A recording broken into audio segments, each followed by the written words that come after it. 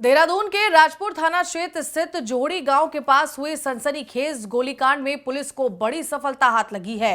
इस घटना में मॉर्निंग वॉक पर निकले रिटायर्ड ब्रिगेडियर की गोली लगने से मौत हो गई थी। पुलिस ने मामले में तेजी से कार्रवाई करते हुए 4 आरोपियों को गिरफ्तार कर लिया है। वरिष्ठ पुलिस अधीक्षक के अनुसार घटना की सुबह करीब 7 बजे सूचना मिली कंट्रोल रूम के माध्यम से, जिसके बाद मौके पर पुलिस पहुंची तो पता चला कि रोड रेस के दौरान 2 वाहनों के बीच विवाद हुआ, जिसमें स्कॉर्पियो सवार युवकों द्वारा फायरिंग की गई। इस फायरिंग के दौरान न केवल फॉर्च्यूनर वाहन दुर्घटनाग्रस्त हुआ, बल्कि वहां से गुजर रहे 74 वर्षीय रिटायर्ड ब्रिगेडियर मुकेश कुमार जोशी को भी गोली लग गई, जिससे उनकी मौके पर ही मौत हो गई। मृतक की पहचान जोड़ी गांव स्थित तुला अपार्टमेंट निवासी मुकेश कुमार जोशी के रूप में हुई है। इस घटना से क्षेत्र में दहशत का माहौल बन गया था। पुलिस ने लगातार दबिश देते हुए मामले में शामिल 4 अभियुक्तों मोहित कुमार, अखलाक, संदीप कुमार और आदित्य चौधरी को गिरफ्तार किया है। आरोपियों के कब्जे से 2 तमंचे, 4 जिंदा कारतूस, 2 खोखा कारतूस और 1 बिना नंबर प्लेट की स्कॉर्पियो बरामद हुई है। जांच के दौरान ये भी सामने आया कि घटना की शुरुआत जेंजी बार में हुए विवाद से हुई थी। बताया गया कि बीती रात कुछ युवक बार में पहुंचे थे, जहां बिल को लेकर उनका स्टाफ से विवाद हो गया। इस दौरान झगड़ा इतना बढ़ गया कि एक वाहन का शीशा भी टूट गया। इसी रंजिश में आरोपियों ने बार कर्मचारियों का पीछा किया और रास्ते में फायरिंग कर दी, जिससे ये दुखद घटना घटित हो गई। पुलिस ने बार को भी सील कर दिया है और उसका लाइसेंस निरस्त करने के लिए जिलाधिकारी को रिपोर्ट भेज दी है। फिलहाल पुलिस पूरे मामले की गहन जांच कर रही है और अन्य आरोपियों की तलाश जारी है। दिनांक 30 मार्च को सुबह 6:50 पर 112 के माध्यम से हमें एक सूचना प्राप्त हुई थी कि थाना राजपुर क्षेत्र में जोहड़ी गांव के पास में कुछ वाहनों के बीच में आपस में रोड रेज और फायरिंग की घटना प्रकाश में आई है। तत्काल एसओ राजपुर, चौकी प्रभारी और बाद में एसपी सिटी और मेरे द्वारा भी मौके का मुआयना किया गया। उस फायरिंग की घटना में हमारे ब्रिगेडियर श्री मुकेश कुमार जोशी साहब की वो उस समय वहाँ घायल हो गए थे और उनको जब तत्काल हॉस्पिटल ले जाया गया, वहाँ उनको मृत पाया गया।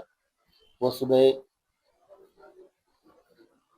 मॉर्निंग वॉक पर निकले थे अपने साथियों के साथ में, और इस बीच ये 2 गाड़ियों में सवार जो युवक हैं एक दूसरे पर फायरिंग करते हुए और रोड रेज के तहत पीछे से आए और इसी फायरिंग में उसी चपेट में आके उनकी मृत्यु हुई थी।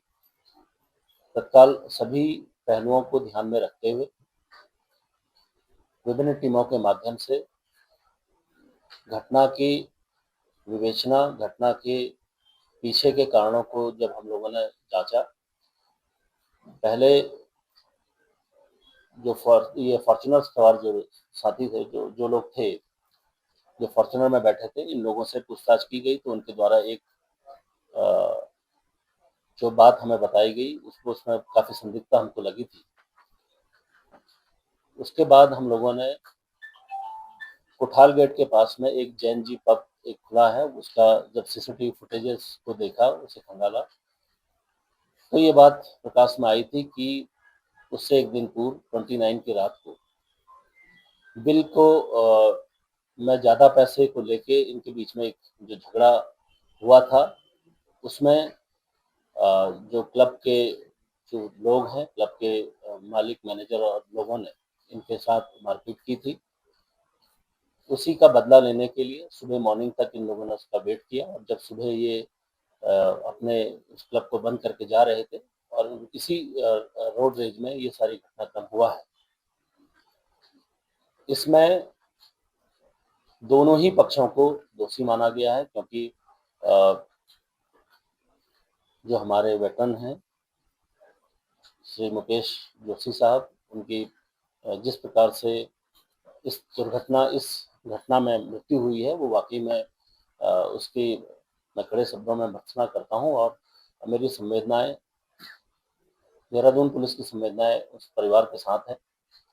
मैं यह भी सुनिश्चित करूंगा कि इसमें जो भी लोग शामिल थे, भले वो किसी भी जगह हो, प्रत्यक्ष हो परोक्ष हो, सबके खिलाफ सख्त वैधानिक कार्रवाई होगी। इसी को ध्यान में रखते हुए अभी आज हम लोगों ने 4 लोगों की अरेस्टिंग की है, जिसमें इस जैन जी क्लब का जो मालिक है संदीप, उसको भी हम लोगों ने अरेस्ट किया है।